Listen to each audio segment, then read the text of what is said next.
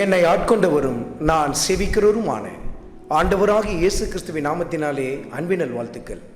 கிறிஸ்து இயேசுக்குள் மிகவும் பிரியமான அன்பு சகோதர சகோதரிகளே, சங்கீதத்தின் புத்தகத்தில் 43வது அதிகாரத்தில் 3வது வசனத்தில், உமது வெளிச்சத்தையும் உமது சத்தியத்தையும் அனுப்பியருளும், அவைகள் என்னை நடத்தி உடைய பரிசுத்த பர்வதத்துக்கும் உமது வாசஸ்தலங்களுக்கும் என்னை கொண்டு போவதாக.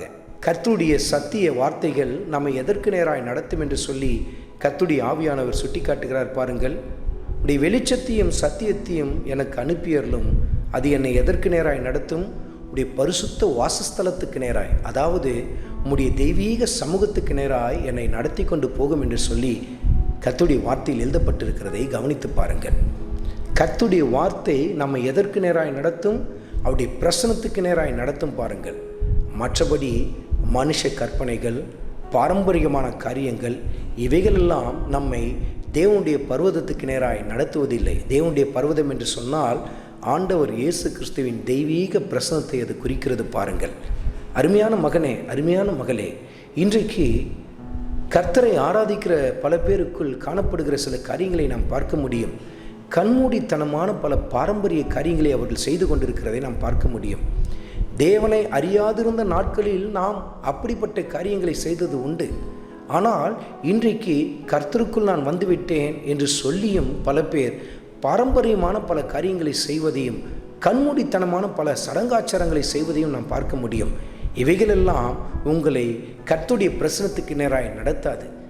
உங்களுக்கு ஒரு திருப்தி ஏற்பட்டது போல இருக்கும், ஆனால் அது எதற்கும் பிரயோஜனமற்ற ஒரு காரியமாய் காணப்படும். உதாரணத்துக்கு பாருங்கள், செத்து போனவங்களுக்காக இத்தனை நாளில் ஒரு காரியத்தை நான் செய்ய போகிறேன்.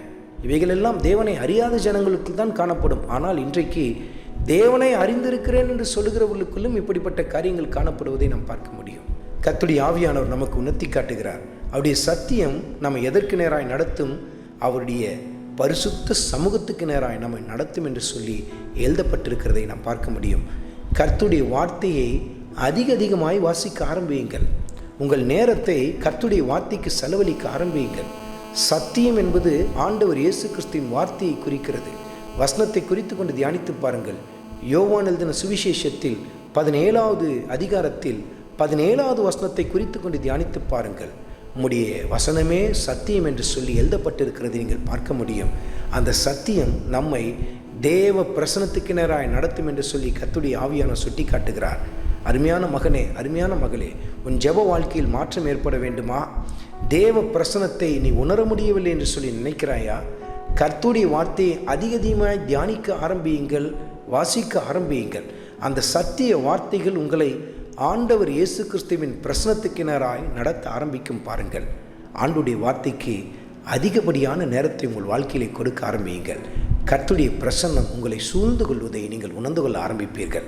ஆண்டவராகிய இயேசு கிறிஸ்துவின் கிருபை உங்கள் அனைவரோடும் கூட இருப்பதாக. ஆமென்.